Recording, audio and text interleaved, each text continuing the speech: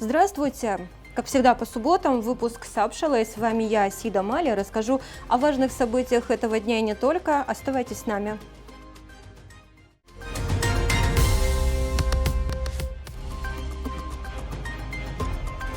Президент Аслан Бжани принял участие в Кавказской инвестиционной выставке. Огонь памяти. В Абхазию привезли частицу вечного огня. 13 абхазских добровольцев, погибших на Донбассе, посмертно наградили Золотым Георгиевским крестом первой степени. Абхазский госуниверситет будет готовить дирижеров академического хора. «Внутренний огонь» вышла книга памяти актера и журналиста Олега Гусейнова.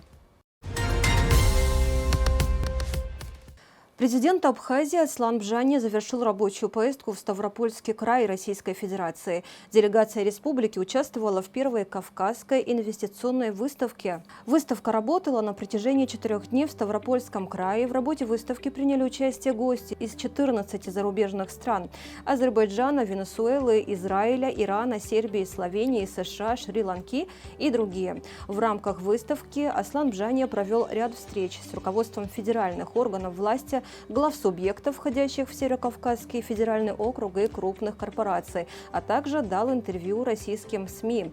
В составе делегации были вице-премьер-министр экономики Кристина Узган, министр туризма Теймураз Хишба, председатель Комитета Народного собрания по экономической политике, реформам и инновационным технологиям Резо Зантария, председатель Комитета Народного собрания по бюджету, кредитным организациям, налогам и финансам Беслан Халваш.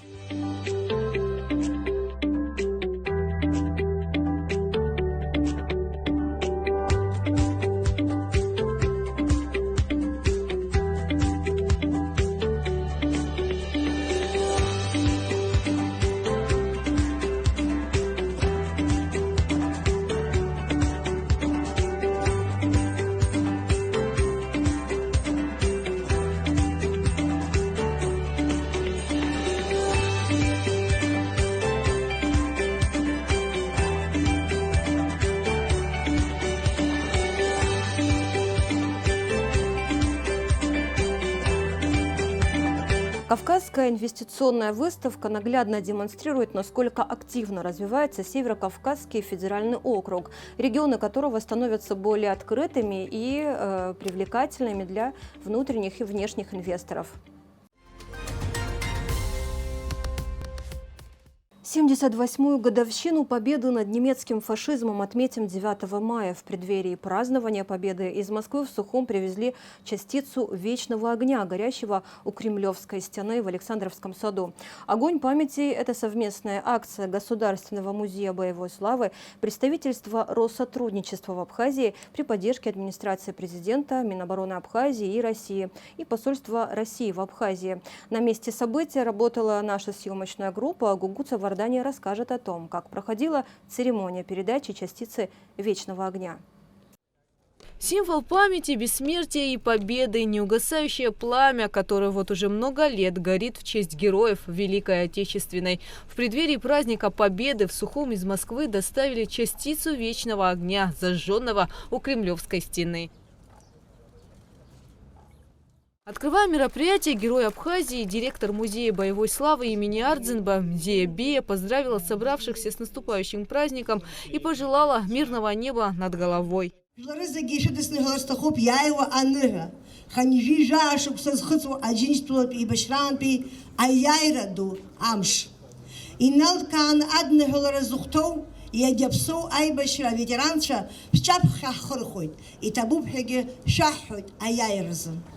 Ихалаит адунеиаҿы аҭынчра, изызҳауа иҳаҵагылоу аҿар лахьынҵас ирмауааит аибашьра.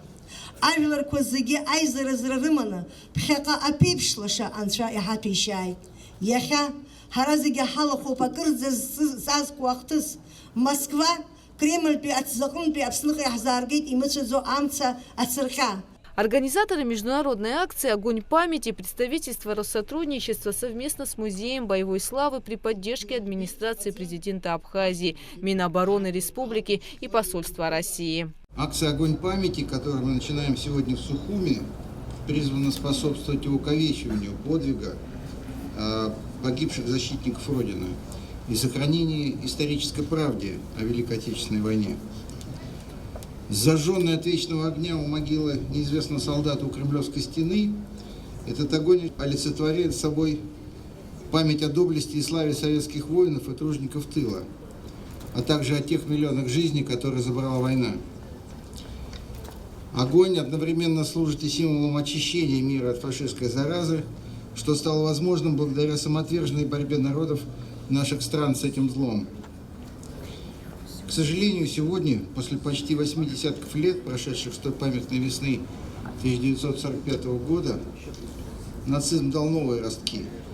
Сегодня российские и абхазские патриоты вновь искореняют нацизм на Донбассе каленым железом. В канун великого праздника Победы желаю всем нам, чтобы огонь памяти о подвиге наших предков, как и раньше, горел в наших сердцах неугасимым пламенем и оставался для нас путеводным маяком. Аяйра дуамш, это ВУП. Взяв частицы вечного огня, мы разжигаем в сердцах пламя памяти, гордости за мужество и самоотверженность наших народов в той страшной войне. Приятно осознавать, что в эти дни вся Республика Абхазия и Российская Федерация самоотверженной историей и воинской славой стоят в одном строю, отдавая дань уважения вкладу каждого в победу над фашизмом. В славной военной летописи народа республики есть героические страницы 55,5 тысяч уроженцев из Абхазии, доблестно воевавших на фронтах Великой Отечественной войны. К сожалению, разделить радость победы было суждено не всем. Многие так и не вернулись в свой родной край, но вославили его бессмертным подвигом для нынешнего поколения Абхазии. Жители республики защищали Москву и Сталинград, освобождали западные регионы Советского Союза и Восточную Европу, брали штурмом Рейхстаг и праздновали победу в Берлине. Особые слова признательности я сейчас обращаю к вам, уважаемые ветераны. Подвиг, совершенный вами, навсегда останется символом мужества, стойкости и патриотизма. Мы безгранично благодарны вам за победу, за ваш труд в послевоенные годы, за ваш неоценимый вклад в развитие вашей страны.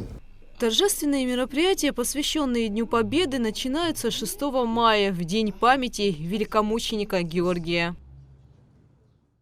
То, что День Великой Победы в 1945 году пришелся именно на вот это время, это тоже говорит о том, на чьей стороне были силы добра.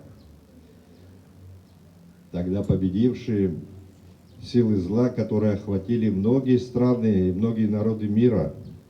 Ведь фашизм, он имел многих почитателей как в Европе, так и в других странах мира. Это идея такого глобального масштаба. А такие идеи, как мы видим, не пропадают. Дай Бог, чтобы больше не было войн на нашей земле.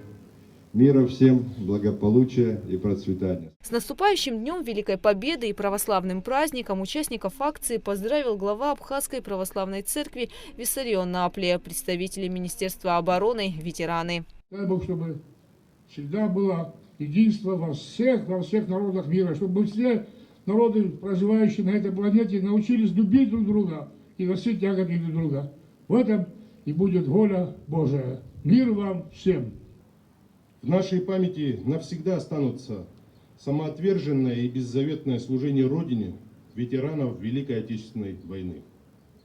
Проявляя беспримерный героизм, верность воинскому долгу и безграничную любовь к Родине, они вписали немало ярких страниц в героическую летопись Великой Отечественной войны. 22 воина из Абхазии стали героями Советского Союза. Дань уважения ветеранам и светлая память павшим – наш долг и важнейшая задача. Сегодня так случилось, что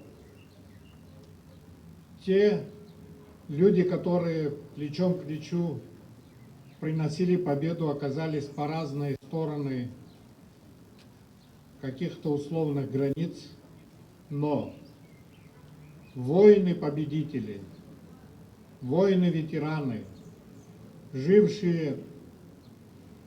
прожившие великую жизнь, они не только принесли нам победу, и после войны они совершили великую победу. на трудовом фронте. Неугасающий огонь – символ благодарности всем тем, кто отдал жизни за свободу Родины. Акция «Огонь памяти» проводится Общероссийским народным фронтом 7 лет, но за это время она стала международной. С 6 по 9 мая лампады с огнем доставят в 13 стран мира. Чтобы привести символ воинской доблести ветеранам Великой Отечественной войны и бойцам СВО, объединились общественные деятели, военные, журналисты и блогеры, звезды эстрады и спорта. В Абхазию с патриотической миссией отправились руководитель Всероссийского движения вдохновителей Михаил Полей и журналист Олеся Лосева.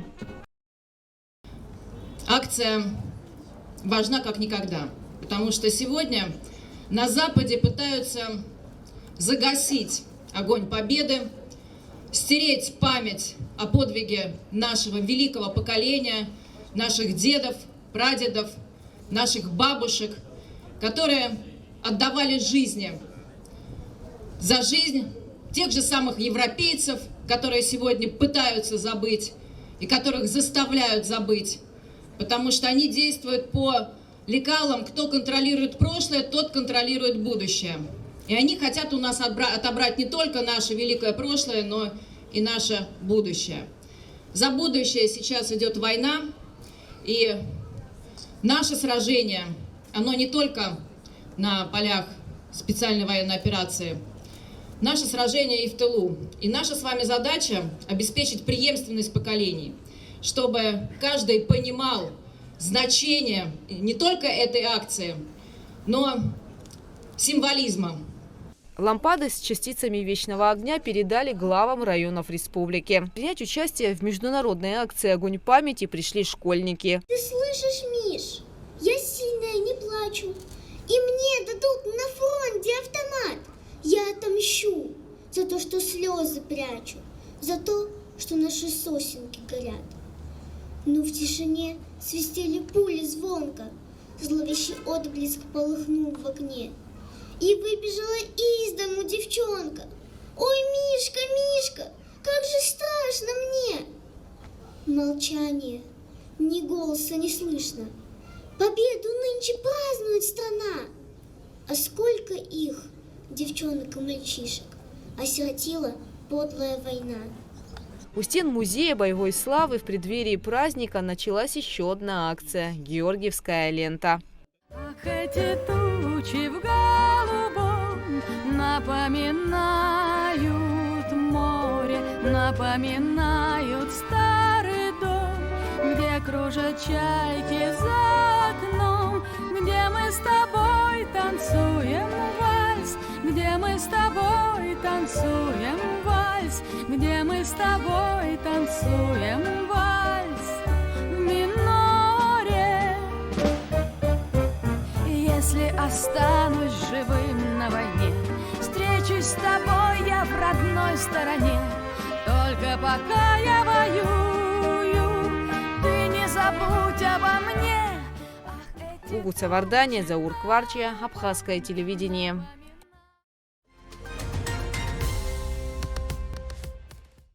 Восьмой год, как учрежден День добровольца Донбасса. Его отмечают 6 мая по всей России. И в Абхазии, конечно же. Ведь практически с самого начала военной операции из Абхазии на войну уезжали наши сограждане выполнить свой интернациональный долг, защитить свободу Донбасса. Делегаты Единого штаба поддержки Донбассу в Республике Абхазия возложили цветы к памятнику неизвестного солдата. Затем состоялась церемония провозглашения имен посмертно награжденных Золотым Георгиевским крестом первой степени. Вот их имена.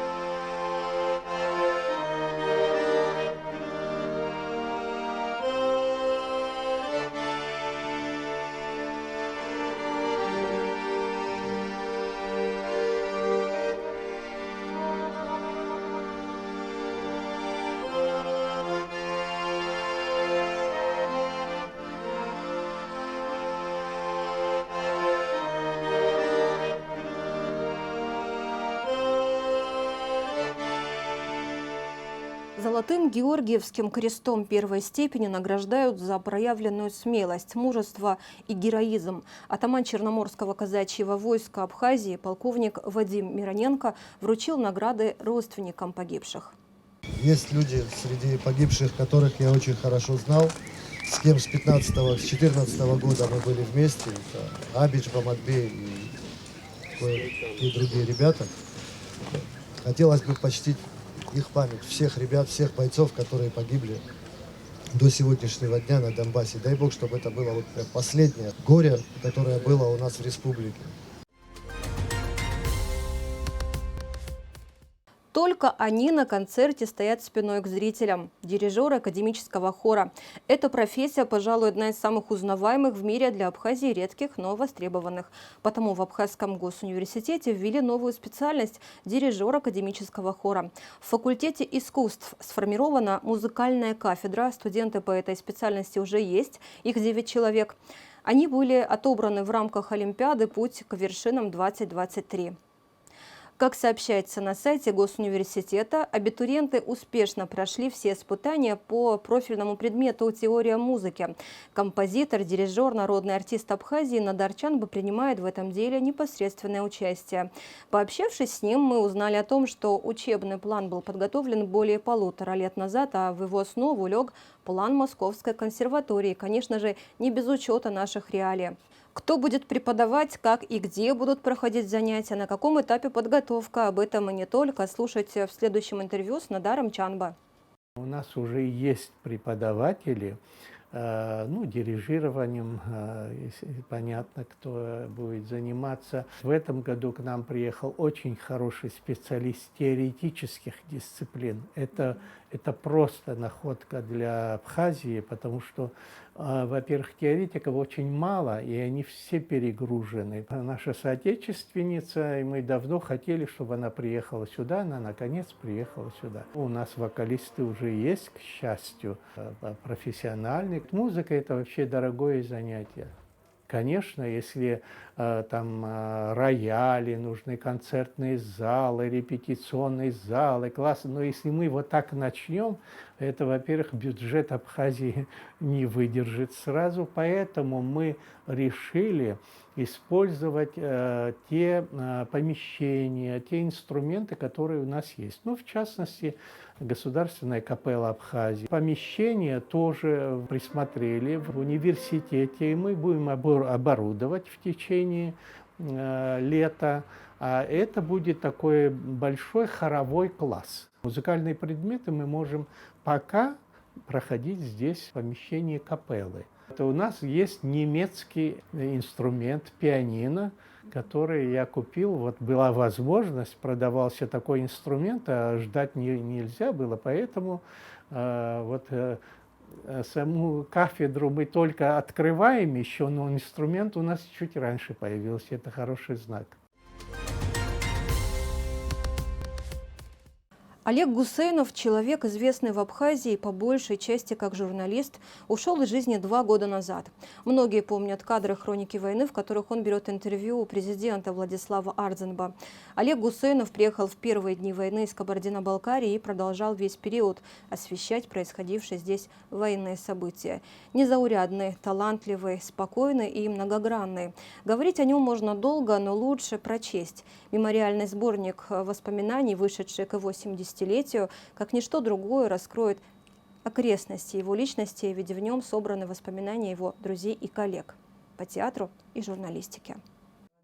Утренний кофе и непринужденная беседа о жизни на 2 республики. Алла Гусейнова, вдова Олега Гусейнова, вот уже 2-й год свыкается с мыслью, что супруга Олега уже никогда не будет рядом, не разделит житейских радостей, не подстроит свой отпуск так, чтобы вместе вновь отправиться в горячо любимую Абхазию. Алла Гусейнова в журналистике не 1 десяток лет. Несмотря на специфику работы, она человек совершенно не публичный. Побеседовать с нами согласилась ради памяти супруга, который был в числе первых журналистов, объявивших войну информационной оккупационной блокаде. Командировка в воюющую Абхазию для него была не добровольческим жестом, а естественным поступком, когда Родина зовет. Это вот первые дни войны, и он с Арзимба берет первое интервью. Сосналиев вообще вот тоже его друг был, книга, которая написана о Сосналиве.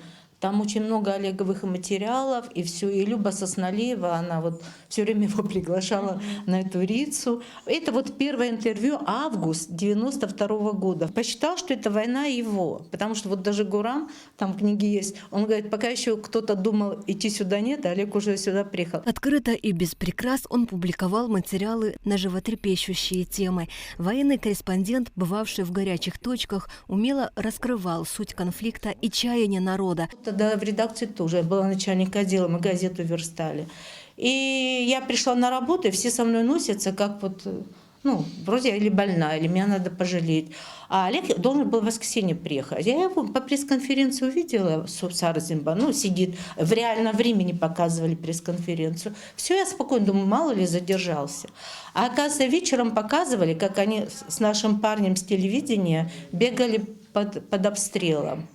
И все в редакции решили, раз он не приехал, с ним что-то случилось. Внутренний огонь Олега вспыхивал особенно ярко, когда дело касалось справедливости. Не оставлял его равнодушным к событиям за сотни километров. Времена перестройки рушили мир как карточный домик, а Олег Гусейнов в этом мире просто выполнял свою работу, боролся, говорил правду. В книге, ставшей мемориальным сборником, опубликованы воспоминания его коллег-друзей по театру и журналистике, которые ярко отражают его жизненные позиции. Профессор Давид Ливнев называет его мерилом совести, а журналистка Зинаида Мальбахова – незаменимым. Алла Гусейнова листает страницы книги и убеждается еще раз в том, что большую часть планов Олег не успел воплотить в жизнь. Но главное, наверное, мы изменились чисто вот человечески. Изменилось наше отношение к жизни. Изменились многие наши понятия о жизни.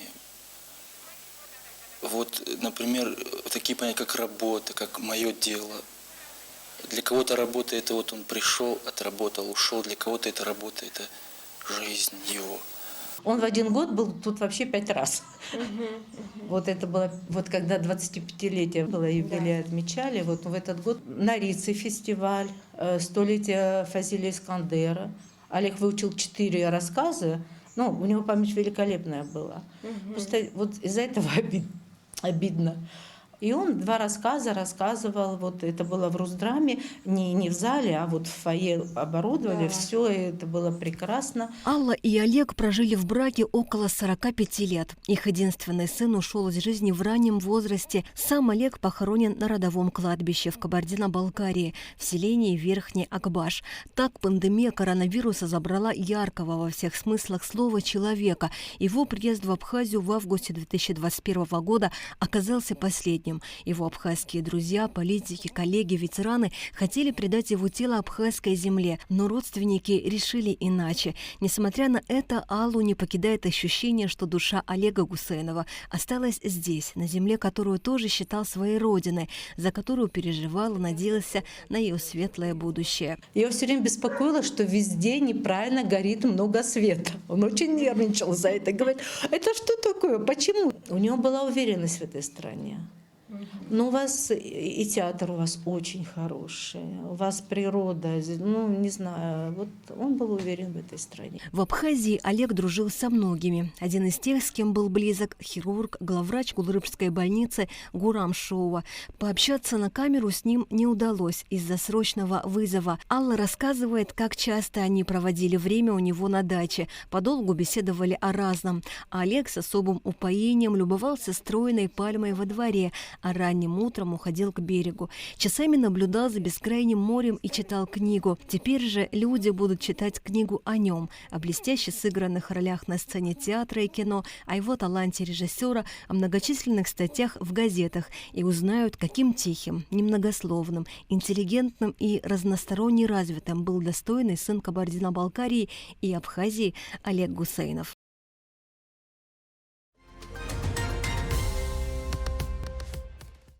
В повестке очередного заседания городского собрания столицы 4 вопроса. На заседании также присутствовал мэр города. Беслан Эшба обратился к депутатам с предложением перераспределения профицитных средств бюджета за 2022 год и использования этих средств для благоустройства столицы, а также подготовки к празднованию Дня Победы 30 сентября. В прошлом году, исполняя бюджет, мы его перевыполнили. Основная львиная доля заслуги, конечно, это наши налоговые службы. Вот. И мы, значит, решили так, пока, во всяком случае, в администрации посмотреть, как первый квартал закончим, для того, чтобы приступить к распределению прошлогодних денег. Поэтому первый квартал, слава богу, да, мы вышли с плюсом все вместе, да, общими усилиями. Да, у нас плюс 18 миллионов рублей, может это в цифрах не так, но 106% исполнения. Да. Перспективы у нас хорошие, и в случае, если и сезон нас не подведет, и все остальные останутся в таком режиме работы, как сейчас, скорее всего, у нас бюджет этого года тоже, пока не хочется забегать вперед, только первый квартал, а он считается самым сложным по сборам, да, потому что это межсезонье так называемое. Поэтому можем говорить о том, что мы можем прошлогодние деньги пересмотреть.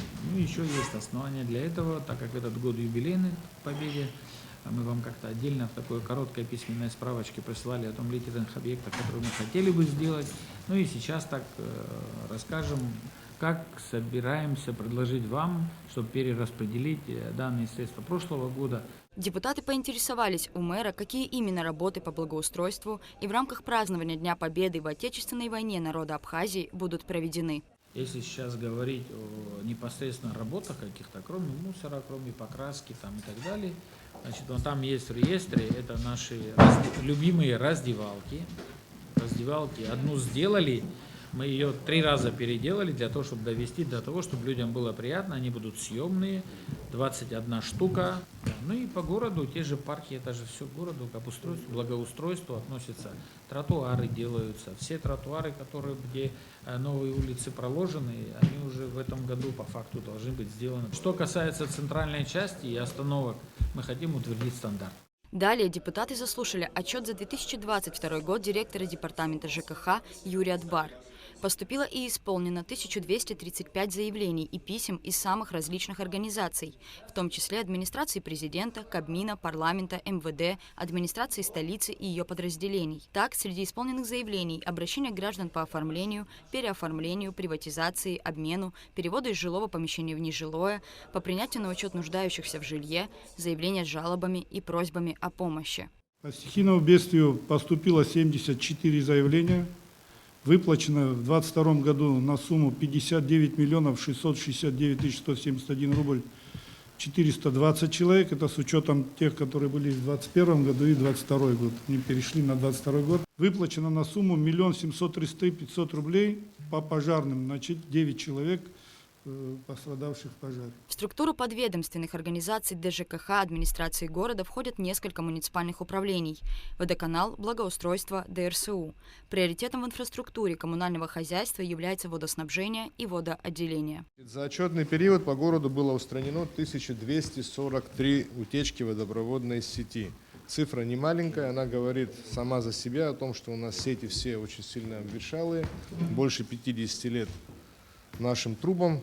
Вследствие сброса населением бытового и строительного мусора в систему канализации было устранено 1632 засора. Абонентским отделом водоканала было за 2022 год за оплату услуг по водоснабжению от физических и юридических лиц собрана сумма в размере 38 миллионов 580 тысяч рублей. Но сюда еще входит переходящая сумма, собранная по долгам за прошлый период. С 1 января 2016 года предприятие «Водоканал» эксплуатирует и содержит комплекс очистные сооружения в селе Нижняя Ишера за счет городского бюджета. Для выполнения технологического процесса очистки сточных вод очистных сооружений приобретено необходимое количество реагентов, а также лабораторное оборудование. Регулярно проводятся технические осмотры и текущие ремонтные работы. Ежедневно выполняются текущие ремонтные работы и на головных насосных станциях. В рамках ремонта насосного оборудования на головных станциях было приобретено насосное оборудование на 5 миллионов 961 рубль. По спецтехнике водоканалом было приобретено в 2022 году экскаватор-погрузчик GCP и служебный автотранспорт на сумму 570 тысяч рублей. Трактор, соответственно, 4 миллиона 465 тысяч. Ремонт трубопровода по улице Генерала Адбар, это от Лакоба до набережной, на 1 миллион 103 тысячи рублей. Ремонт водопровода на улице Семирджиева за домоуправлением на 1 миллион 206 тысяч рублей.